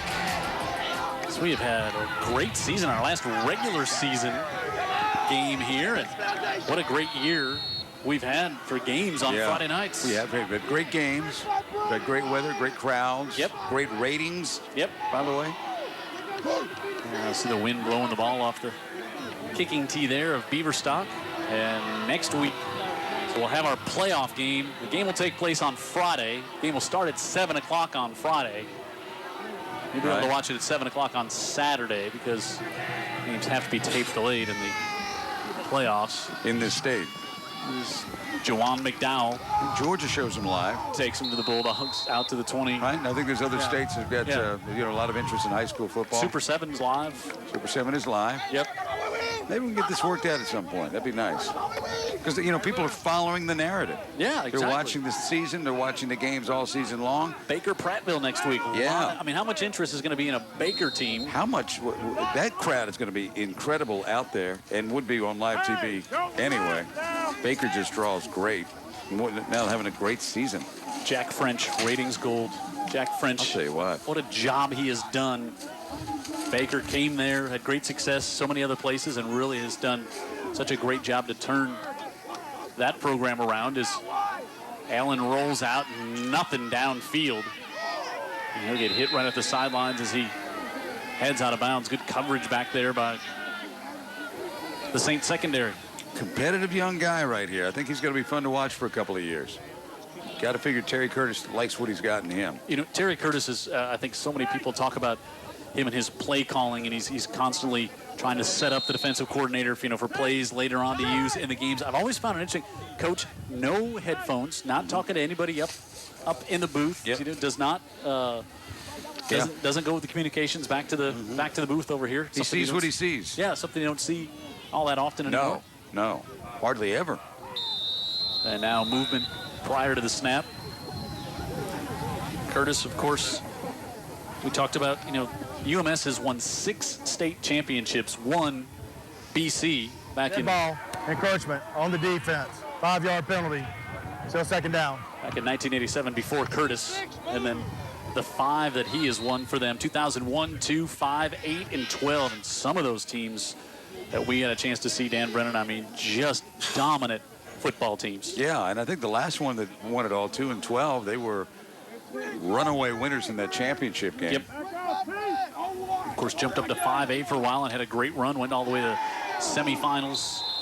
That one year won the region in 5A, and then back down in 4A. And there's Coach Curtis, and he is a guy that, and Steve Mask and he are great friends, and what he talks about really works a lot with young coaches, not just the coaches on his staff, coaches everywhere, really a mentor for a lot of coaches across the state. Well, I've visited his office. There's Steve Mask, too, and that same thing right there. Yep. They were actually talking to young coaches about, being a little tighter themselves, not so ultra competitive where you don't have any guys that you can call. 3rd and 7. Fire to the far side and intercepted again. Jake Evans, this time he able to hold on to it. Yeah, he's doing a great job playing back there in defense, just hanging around. When the football's in the air, he breaks on it. And he's a linebacker that can catch. Not many of those out there, huh? Evans, his 3rd interception on the season. Big for you? I catch a little bit. I play a little bit of tight end. Right, I thought. And another turnover for the Bulldogs here tonight. Austin McPherson, good penetration. Tiff Lyons in there. He's going to play till the whistle. Of course. Yeah, he's doing a great job. He's having as we've said already, just an outstanding ball game, finding the football and tackling the running backs. All right, this kid right here, Mosley, this is a great confidence booster for him going into the playoffs. Don't you agree, guys? I agree. I mean, you know, you can see the stats, but there was just something about him, his body language and everything else when he walked on the field tonight. He was ready to go. Well, he's proven it there with those numbers. He can take into the playoffs. 255 total yards through the air and on the ground for Mosley tonight. Wants to add to it here. All kinds of time, and now he's going to pull it down up the far side, and now we get a flag. It's going to be a holding call back at the 45-yard line against the Saints. You know, one of the things we're seeing him running a lot more, probably some of the wisdom of Coach Mass. Hey, we're toward the end of the season. You can afford to let your quarterback run just a little bit more. Tell you about more of our friends at Pregame High School football every Friday night, including Aaron's. Also, budget brakes. Lifetime warranty brakes starting at $89.99. Faulkner State. Bringing our educator spotlight each and every week. Chicken salad chick. I was throwing down that pimento cheese chicken salad. Yeah, I thought at some point, you know, that could come back to get you. It was so good. Yeah. Before the game, they had the traditional, the pimento. That stuff is great. The spicy. Oh, so good. Grapes. By the time Vic gets here, it's gone. It's not our fault. Well, Lockett's not exactly early. He's across the 50 to about the 48-yard line. So thank you to Chicken Salad Chicken. Be opening up one over on Eastern Shore as well. So congratulations to them, and thanks for being a part of high school football. I have a feeling that they're going to do well over there, too. Yep, absolutely. And it's all about how good is your product. Theirs is really good. Yeah, no doubt about it. We appreciate them jumping out and being part of high school football here this season with us. 28-7. You see the Saints with the lead. Bennett Long checking in. 1997 graduate of St. Paul's. Bennett Long, Orange Beach Marina. Bringing you Fishing the Coast on UTV Local 15 each and every week. So Bennett Long, happy to see his Saints playing well here tonight. Quick out. Jalen Thompson goes through his hands and out of bounds. A little bit too much. How much mustard on that one? Slowed it down just a bit. They really dug themselves a hole with that holding tape. Yep, they did. Down in distance, right? Daniel Dennis checking in. Also enjoying the game. And after this punt, we'll check in with Ashley. Connor Hudson. The high kick. And UMS will just get away from this one, and it bounds down inside the 20. And let's go down and check in with Ashley. They may be enemies on the field, but the St. Paul's and UMS schools have come together. A few weeks ago in early October, a student at UMS High School was injured in Auburn by a truck, and he suffered very, very minor injuries. And St. Paul's is just, I guess, spreading the love tonight to Davis Sarrett, who's a student at UMS. They're in their thoughts and prayers, and we wish him all the best. Student bodies are very close here, not just with the football teams playing tonight, but all these kids grow up, know each other, families. I mean, generations have gone to each school. And so, good sportsmanship by the student body there of the Saints as McDowell gets upended at the 25-yard line. Messick? Be my first guess. Let's see if it's 4. Yep. Hello. Safety. That's our guy that was in the at Eastern Shore Toyota with us, Vic. Did he turn any trucks over? I'll tell you what, it looks like he can. Just turned McDowell over there, and Troy Dixon not in the game and would not expect to see him back in at this point. Here, our trivia. So Brian Aaron had thrown he said T.R. Miller, the team that won the most state championships. Vic Lockett said Hoover. Yeah. I'm gonna just throw out Leroy for the heck of it. Hazelwood 11. Hazelwood with 11. That's where those Goo boys are from. Oh yeah, that's Plenty right. of those that went to Alabama. Yep. Not won any since back in the early 2000s. I think Hoover, of course, has had such a dominant run since then. Hoover with 10. They've just been on TV. Yes. You know? Second. 10. And had that as first down after the big stop. So now it will be 2nd and 10 coming up. Here on this one here. This one. The Saints on top 28-7 as we approach 2 minutes to go in the third quarter. Both teams ready for playoff action next week. Indy. Tanner Allen gives it off on the far side as we have, I believe that's Pugh checking in now. Yep, Jack Pugh, a sophomore, coming in. Don't forget you can email us throughout the broadcast at heyguys@utv44.com. Got some emails in there. And I've heard from Greg Brooks taking in the football game since I think the Murphy Panthers played last night, right? Right, they did. Did with the win. He's on their staff and he's checking out the football game, saying hello. 3rd and 6 for the Bulldogs. Allen looking for Barber to the near side, and he's got it. And Barber takes a big hit on the sidelines as Tamari Smith came in with a big hit at the 40-yard line. And that's a first down for the Bulldogs. Yeah, Barber ran out there, a little simple play, half roll by the quarterback, just stand up and catch the football. As we approach a minute to go in the third. Good look at Tanner Allen, the sophomore. Walker Watts moves in front to block for Pugh, who takes the handoff. Pugh trying to go on that left side, and just a whole wall of blue jerseys over there. They've been there all night. Yep. That's been the problem with the running game for UMS Wright. They've been able to shred 4A opponents, but tonight it's kind of a different animal over there, and well coached and some big bodies that can move. And that's why they've got these classifications, and you're seeing it now. As we get near 20 seconds, this might be the last play of the third quarter. Rolling out and slipping down.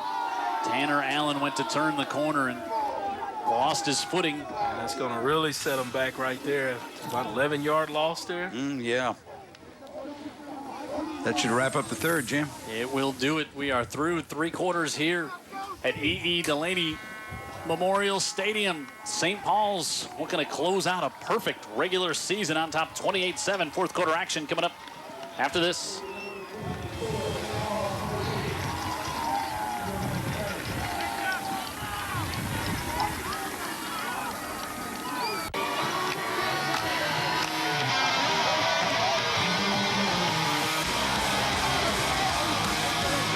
The cheerleaders have had a busy season for the Saints and a busy night here tonight. 28-7 lead. Jim Cox, Dan Brennan, Vic Lockett, Brian Aaron, our statistician, and the wind howling down on Ashley on the sidelines here on 3rd and 18 to start the fourth quarter. Allen fires, intercepted. B.J. Edmonds with another turnover. Yeah, they ran out of a bunch formation there. Two guys ran a hook, and that guy went for a little out, deep out, and the coverage was just there.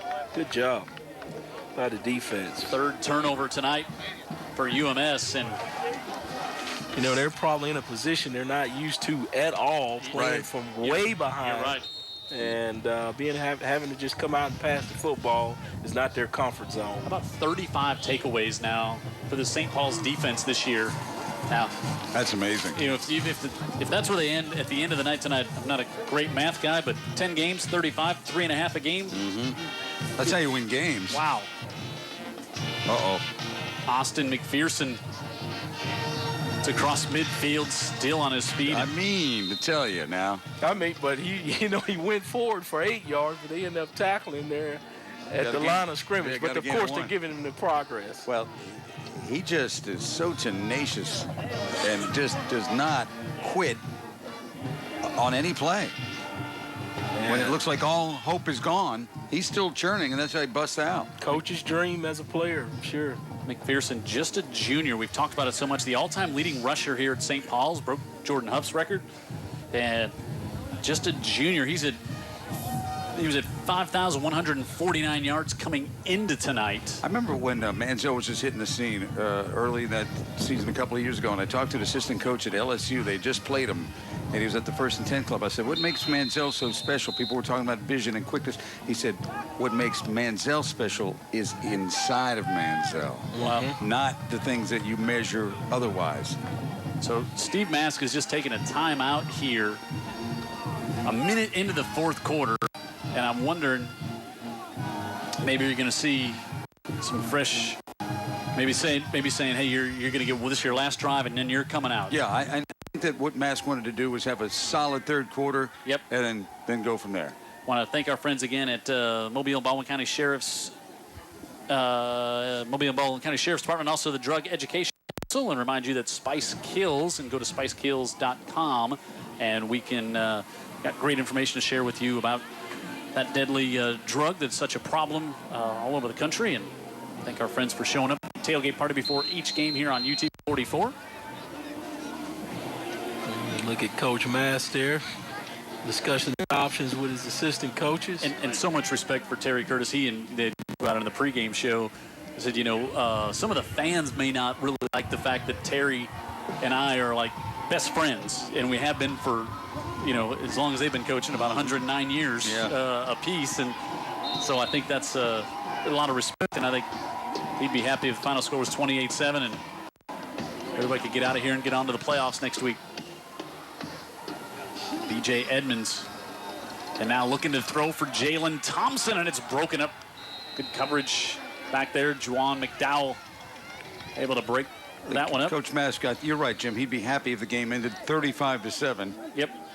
Because they just went for they put it up in the air. Hey, also want to thank some more of our friends here that bring you high school football. Kamado Joe Grills over at Spring Hill Hardware. Tip. No,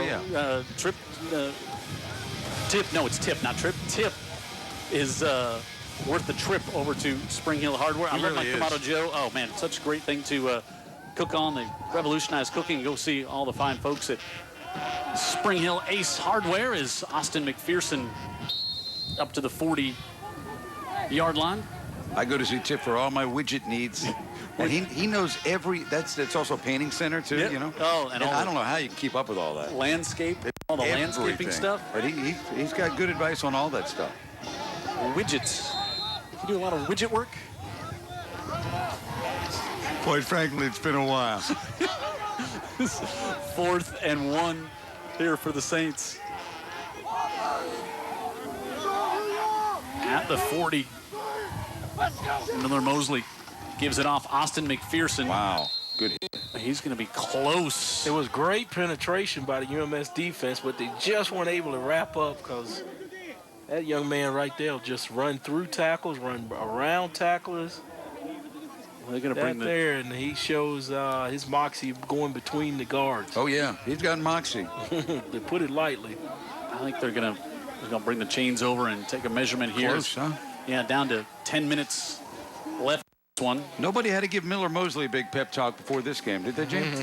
Wow, he comes out. And again, we just saw a different side of him here tonight. Yeah. And how about this too, Vic Lockett, as you talk about, seeing Miller Mosley run the football here more tonight. So now your teams are going to have to play, and a first down for the Saints. Teams that are going to have to play St. Paul's in the playoffs. It's somewhere down the road, and now that's just another thing you have to spend time during the week preparing for. Yeah, I was thinking about that earlier, that Coach Mass and his great wisdom probably is giving those other teams something else to prepare for. And it's real. Yes, but here's the deal. I guarantee you when he gets in that playoffs, he's going to lean back on Austin McPherson. No doubt. The horse that got him here. Sure.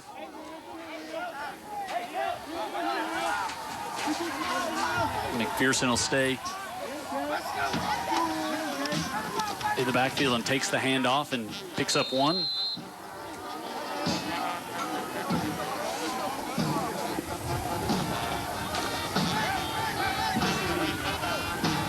As we're inside 9.5 minutes, here's St. Paul's going to make this 5 straight versus UMS. Steve Mass going to go 3-0 versus the Bulldogs. It'll be interesting next week, Jim. What are the surprises going to be in week 1 of the playoffs where you just scratch your head and say, wow, didn't see that coming? Yep, and There's always a few. Especially in the first round. Flag in the middle of the pile there. Yeah, we've talked to a lot of coaches that are 1 seeds, and it's like that 1-4 seed, and they're always kind of like, ooh, you just never know what you're going to get. Another one's going to go against UMS for an illegal block.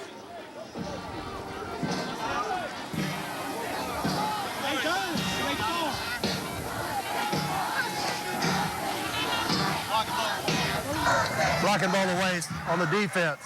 15-yard penalty. You'll hear people on the post-game shows moan about that one, you know, on 105 as it gets called against. How can our team have and I think, Vic, you've even addressed it too, that it's unusual to see a block, but it is by the defense. It's an actual penalty, and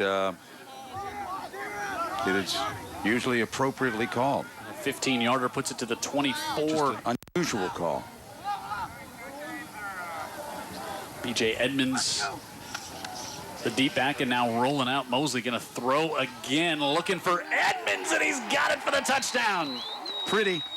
Well-designed play, executed very well. They faked the counter tray to the opposite side, and the quarterback does a sweet little roll out back to the backside, finds the receiver wide open. But we do have a flag back here. Roughing the passer, so that'll just be tacked on, and Edmonds with the touchdown reception. That was young Mr. Lyons, who's just a little frustrated, I think. He got there a little late. I saw him approaching the quarterback. Makes it a 34-7 game with a PAT coming up here. With 8.5 to go. Wilson Beaverstock.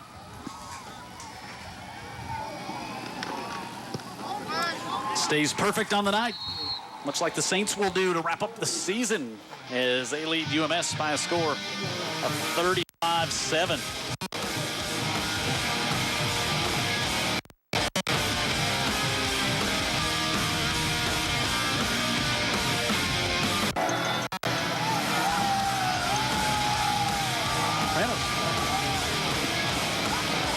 Eight and a half to go. St. Paul's on their way to a 10-0 season here, and B.J. Edmonds has played great defensively from his linebacker spot on interception, then catches a touchdown tonight. Might just see him at the end of the game for a player of the game nomination. Yeah, he'd probably be up there. Really a fine-looking athlete. Bobby Joe, his dad, was an outstanding player for Arkansas Razorbacks and the Miami Dolphins.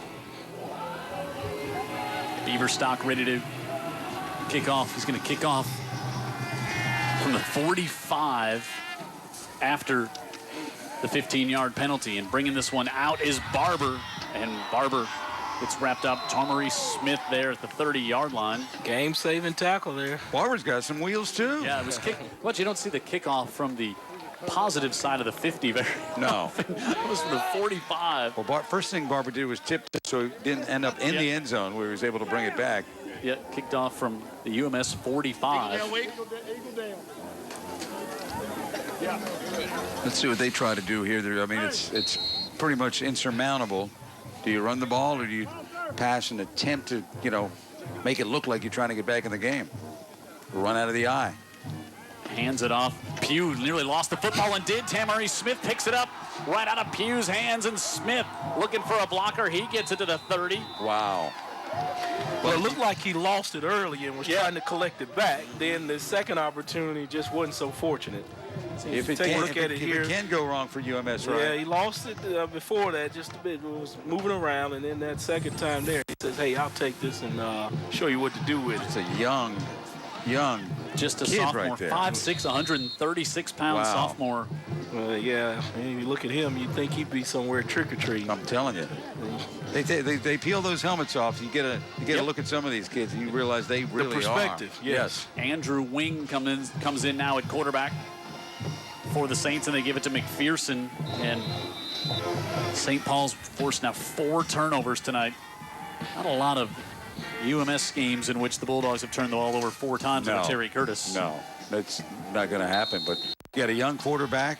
You got Dixon out now hurt, so you got understudy right there. Big defensive line. Yeah. Ball hawking. Oh, yeah. D. You got a defense that has been taking it away all year anyway. Yep. Mosley finishes the night with 7 carries, 139 yards, 3 touchdowns, and then 6 for 9 through the air, 140 yards and 2 touchdowns. He's going to win some weekly awards, you'd have to think. Yep, they give their Dylan Hooper gets a carry. And let's go down and check in with Ashley for another. Oh, no, we'll give our Scholastic Athlete of the Week. UMS Wright, Robert Hope, a senior, 4.71 GPA and a 33 on the ACT. It's on the cross-country team. National Honor Society, also the Key Club. Also a major engineer. And he's going to major in business.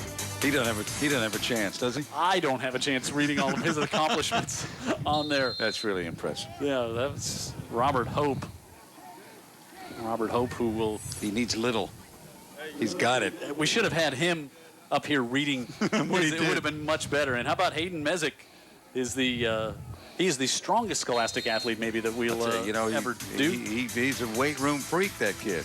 How about he's also in the chorus, vice president of the senior class. He's on the prom and graduation committee. Yeah, if you're in the chorus and not singing well next to him, you might get clocked. He's also the toughest, strongest chorus member in the state, I would guess, as well. One of them. And this one, there's some snap infraction here. As we get a look at Mezek, a great senior season. Vic and I met him across the way, when you were away for a pregame show, and away like I was. Small packages, big surprises. Mezek, 84 tackles, a couple of fumbles on the year. Yeah, his strength numbers were just like, it was like, no, come on, you're picking those up. Right. Incredible. Yeah. Especially for that small package he's in. And boy, how about that form tackle we saw earlier tonight? One that you'll remember a long time, right, Vic? Yeah, he bench pressed that one. So Andrew Wing, the sophomore quarterback here on 4th down, 4th and 6 from the 27. And UMS watches St. Paul's take a timeout. Got a chance to visit with Drew Wing, who's Andrew's dad during the halftime. He's excited. Andrew's getting some chance to get an opportunity to play. All right, let's take a timeout. We are down to 5:56 left in this one. All Saints here on the Battle of Old Bell Road.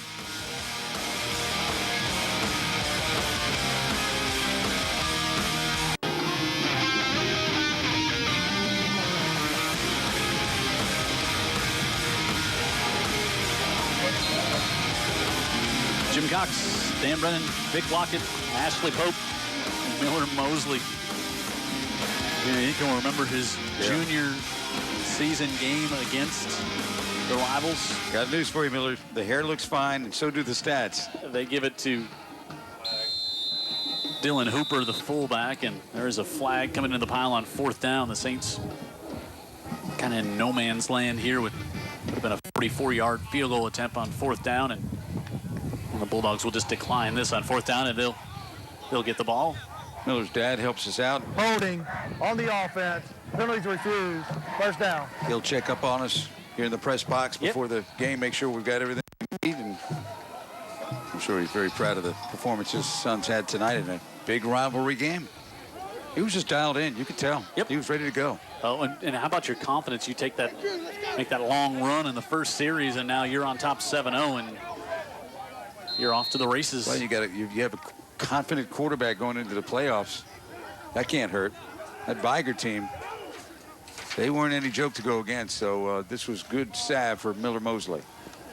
Pugh slips down as he had pressure coming from Walter Little. A lot of the bench being emptied now, not completely, but you're seeing a lot of fresh faces, numbers, and jerseys in there now. Down to 5.5 left in this one. And the Saints defensively giving up just 10 points a game. David Stapleton, the defensive coordinator, doing such a great job. Yeah, he knows what he's doing. Long time at Fairhope. Give it off to Let's go. 2 defense. Pugh to the 30, and you hear Coach Mask saying, come on, let's get everybody out there, put your second defense in there. And what a job by this first string defense, not just tonight, but all year by the St. Paul Saints.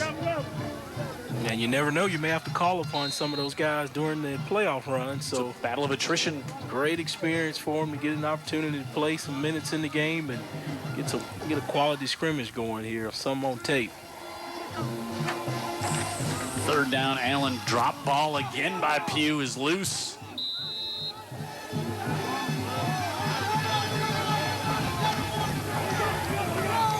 And the Saints have it. 5th turnover tonight. Number 2 defense comes in, and immediately, look at Mezek out there saying, that's it now. Yeah, just didn't get the handoff here cleanly, and football propelled forward into defender's hands. So, yeah, that's definitely going to be a turnover.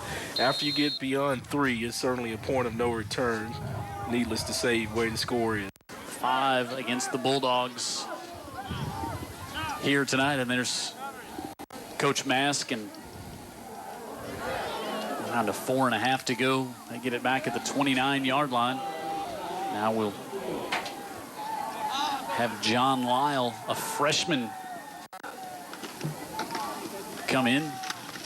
He gives it off. Josh Peoples pushes ahead. Lyle, the good-looking freshman quarterback.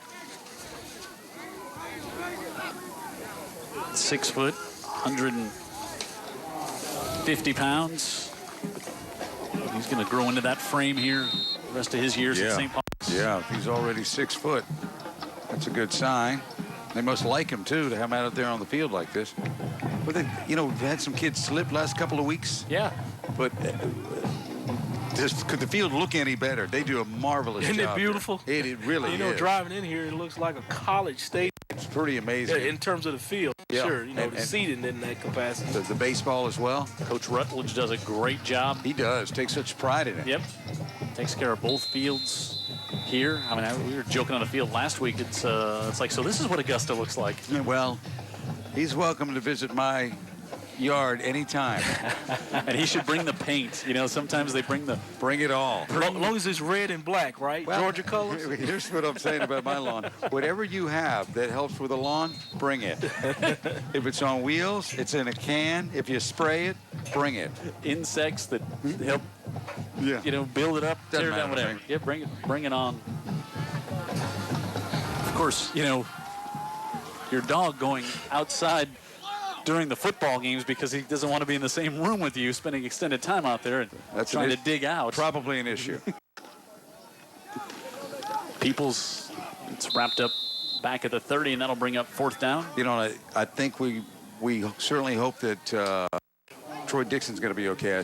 I see him standing over on the sideline, on the far sideline. He was injured, the great running back who's a terrific career, all-time leading rusher for UMS Wright, and you know they're going to need him to do what they want to do in the playoffs. Went down, looked like the knee got, you know, kind of bent behind him a little bit, and hopefully, more bent back, and hopefully he's going to be fine. And you know, at that point of the game too, and Terry Curtis, you know, no reason to put him back into this one. This game. And we're praying he's A-okay and able to play and compete next week. 4th down, Peoples will get stopped short, and UMS will get it back inside 2 minutes.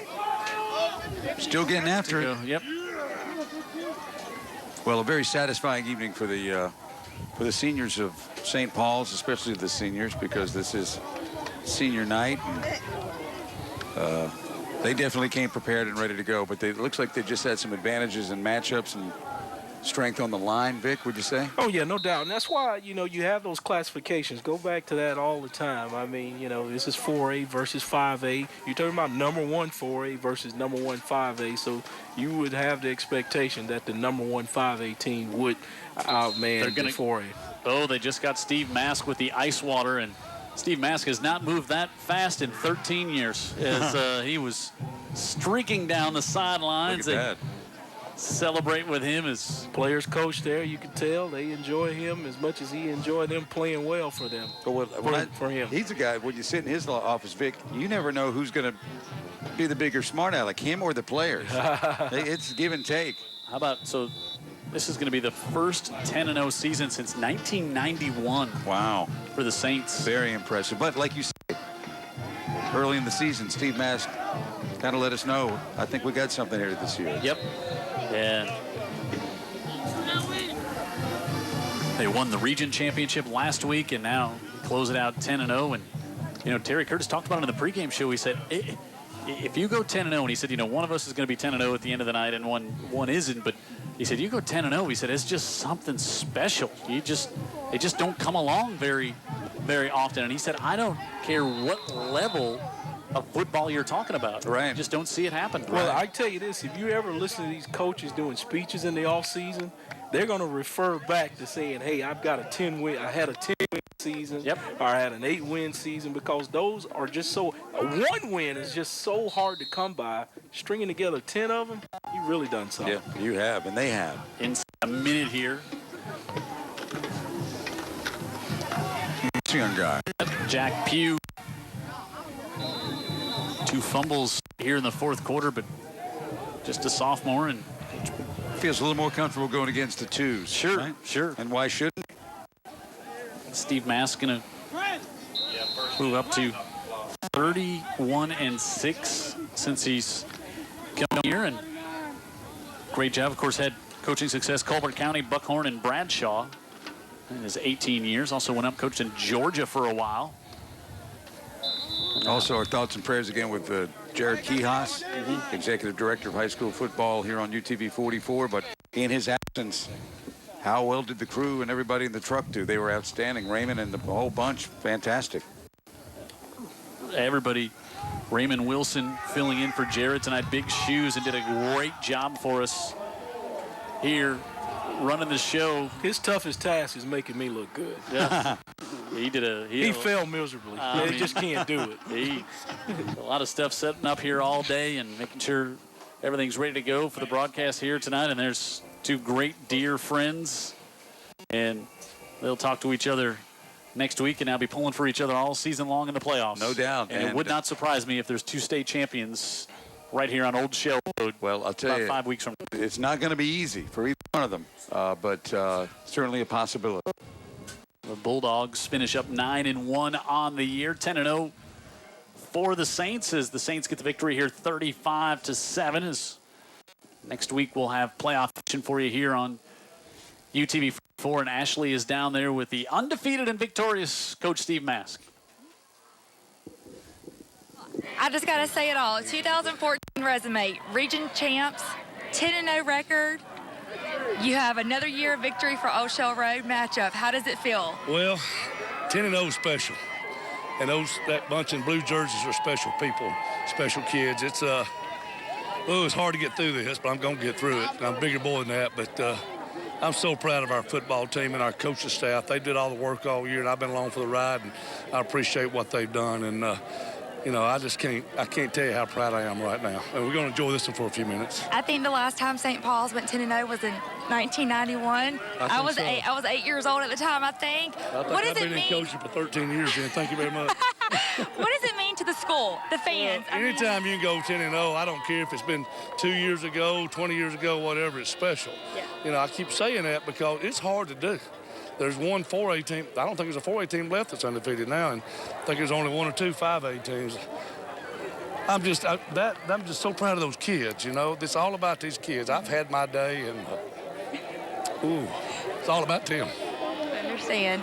Well, after tonight and maybe tomorrow celebrate, but next week is round 1. We're going to take this one all the way tonight. We're going to worry about round 1 tomorrow. We go to Montgomery, the playoff meeting, and I ain't gonna lie to you. I'm gonna enjoy this one tonight. You do that. We won't worry about the future until tomorrow. Appreciate it. Thank you very Congratulations, much. Coach. Thank you. I appreciate it Thank very you. much.